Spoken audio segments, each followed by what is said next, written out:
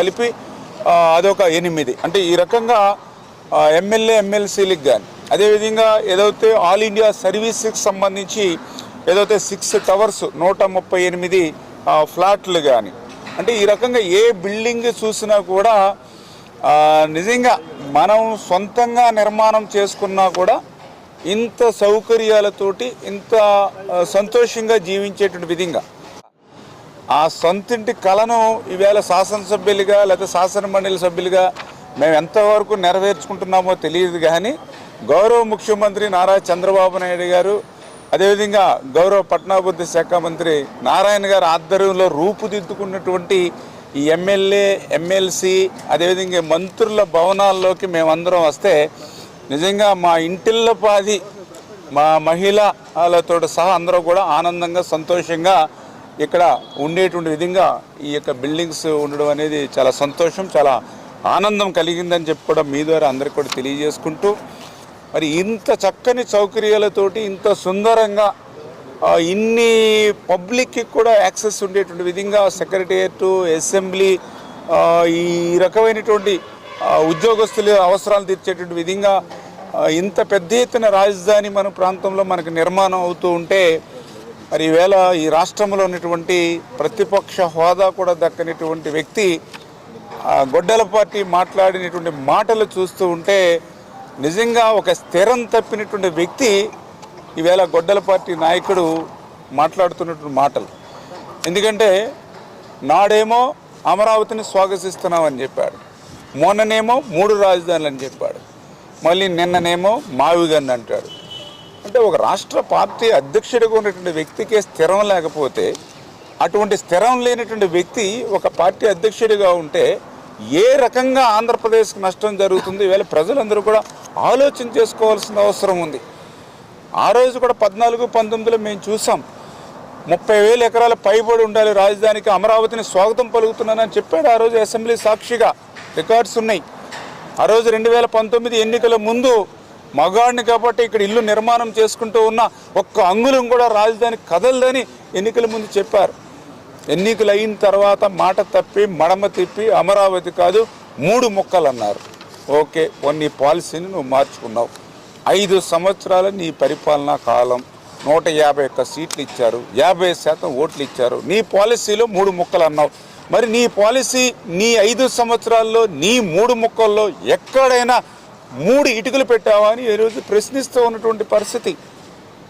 మరి అమరావతి కాదని 3 ముక్కల్లో 3 ఇటుకలు పెట్టకుండా మళ్ళీ ఈరోజు ప్రజల ఆశీర్వాదంతో కూటమి ప్రభుత్వం అధికారంలోకి వచ్చిన తర్వాత ప్రజల ఆకాంక్షలకు అనుగుణంగా ఈవేళ అమరావతి రాజధాని రూపుదిద్దుకుంటూ ఉంటే మళ్ళీ ఈరోజు మచిలీపట్నంలో విజయవాడలో గుంటూరులో గన్ను అంటే ఎవరికి రానిటువంటి ఆలోచన. అంటే పిచ్చి తొగ్గులక్క సైతం అసూయపడేటువంటి విధంగా అరే ఈ జగన్కి వచ్చినటువంటి ఆలోచనలు నాకు కూడా రాలేదేంటి అని పిచ్చి తొగ్గులకు కూడా అసూయపడేటువంటి విధంగా ఈర్షపడేటువంటి విధంగా ఈరోజు మళ్ళీ మావిగన్ను అంటున్నటువంటి పరిస్థితి. నేను మావిగన్ను అంటూ ఉన్నాడు. ఆ సజ్జల మళ్ళీ మరుసటి రోజే విజయవాడ మా రాజధానిలో మళ్ళీ ఇంకొక గొడ్డల పార్టీ నాయకుడు పెద్దిరెడ్డి అంటాడు అవసరమైతే 3 కాదు 30 రాజధానులు కడతానని చెప్తాను. అంటే ఆవు చేలో మేస్తే దూడ గట్టున మీద అన్నట్టుగా ఈ యొక్క గొడ్డల పార్టీ నాయకుడు అదేవిధంగా వాళ్ళ కింద స్థాయి వరకు ఈ స్థిరం తప్పినటువంటి మాటలు ఈ రోజు ప్రజలందరూ కూడా అసహించుకుంటున్నటువంటి పరిస్థితి అని చెప్పి మీ ద్వారా అందరికి కూడా ఈ సందర్భంగా తెలియజేసుకుంటూ ఈరోజు అమరావతి ఒక సెల్ఫ్ ఫైనాన్స్ ప్రాజెక్ట్. ఎందుకంటే వీళ్ళు కూడా ఊరికే దుష్ప్రచారం 10,000 కోట్లు కావాలి, 50,000 కోట్లు కావాలి, 1,00,000 కోట్లు కావాలని. ఈరోజు అమరావతి అనేది సెల్ఫ్ ఫైనాన్స్ ప్రాజెక్టు. అమరావతికి ₹1 మనం పెట్టవలసిన అవసరం లేదు. అమరావతి 1,00,000 కోట్లు తిరిగి ఈ ఆంధ్రప్రదేశ్ రాష్ట్రానికి 175 నియోజకవర్గాలకి ఇస్తుంది. అమరావతి 1,00,000 కోట్ల రూపాయలు ఈ ఆంధ్రప్రదేశ్ రాష్ట్రంలో భవిష్యత్తు అభివృద్ధి సంక్షేమ కార్యక్రమాలకు ఆసరాగా నిలబడబోతూ ఉంది. ఆ విషయాన్ని స్పష్టంగా గమనించమని చెప్పి మీ ద్వారా కోరుకుంటున్నటువంటి పరిస్థితి. ఎందుకంటే ఈరోజు మనం చూస్తూ ఉన్నాం ఈవేళ తెలంగాణ ఒక మిగులు బడ్జెట్ రాష్ట్రంగా ఉంది అని అంటే దానికి గల కారణం ఆ తెలంగాణలో వచ్చేటువంటి ఆదాయంలో 62% ఒక హైదరాబాద్ నుంచే వస్తూ ఉంది. ఈవేళ ఒక తమిళనాడుకి ఒక చెన్నై, ఒక కర్ణాటక ఒక బెంగళూరు ఏ మాదిరిగా అయితే ఆదాయాన్ని 60% రాష్ట్రానికి అందిస్తున్నాయో ఆ రకంగా ఈరోజు ఆంధ్రప్రదేశ్ రాష్ట్రానికి అటువంటి రాజధాని లేనిటువంటి పరిస్థితుల్లో ఈరోజు అమరావతి నిర్మాణం ద్వారా రేపు భవిష్యత్తులో అమరావతి ద్వారా ఈరోజు ఆంధ్రప్రదేశ్ రాష్ట్రానికి అటువంటి ఆదాయాన్ని సంపదను సృష్టించేటువంటి విధంగా ఈ ప్రపంచ స్థాయి రాజధాని చంద్రబాబు నాయుడు గారి యొక్క నాయకత్వంలో మరి నారాయణ గారి యొక్క మార్గదర్శకత్వంలో ఈరోజు నిర్మాణం అవుతూ ఉన్నటువంటి పరిస్థితి అని చెప్పి కూడా మీ ద్వారా ఈ సందర్భంగా మరి తెలియజేసుకుంటూ మరి ఈ రకంగా మరి ఇటువంటి ప్రపంచ ప్రజా రాజధాని నిర్మాణం అవుతూ ఉంటే మరి ఈ యొక్క జగన్మోహన్ రెడ్డి యొక్క వాక్యాలు కానీ ఆయన మాటలు కానీ చూస్తూ ఉంటే ఓసర వెళ్ళి కూడా సిగ్గుపడుతున్నటువంటి పరిస్థితి ఉంది జగన్మోహన్ రెడ్డిని చూసి. చేత ఇటువంటి గొడ్డల పార్టీ పట్ల గొడ్డల పార్టీ నాయకత్వం ఏదైతే మాటల పట్ల ప్రజలందరూ కూడా అప్రమత్తంగా ఉండవలసిన అవసరం ఉంది. ఎందుకు ఈ మాట చెప్తున్నా అంటే మొన్న చూసాం ఏదో అమరావతి రైతుల్ని ఇబ్బంది పెట్టి పొలాలు లాక్కుంటూ ఉన్నారు. ఈవేళ ప్రపంచ చరిత్రలో ఒక చంద్రబాబు నాయుడు గారు ఒక పిలిపిస్తే ఒక లాఠీ చార్జీ లేకుండా ఒక పోలీస్ కేసు లేకుండా 33,000 ఎకరాలు ల్యాండ్ పూలింగ్ ఇచ్చినటువంటి హిస్టరీ ఒక్క ఆంధ్రప్రదేశ్ రాష్ట్రంలోనే చంద్రబాబు నాయుడు గారి మీద నమ్మకంతో విశ్వాసంతో ఇచ్చారు.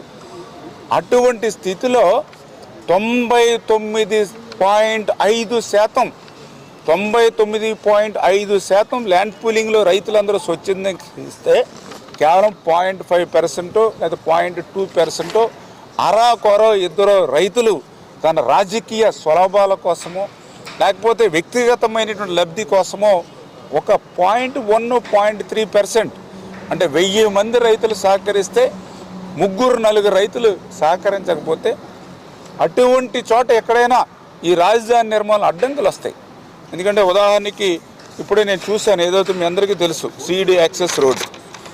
మరి సీడీ యాక్సెస్ రోడ్డు చాలా క్లియర్ కనపడుతూ ఉంది.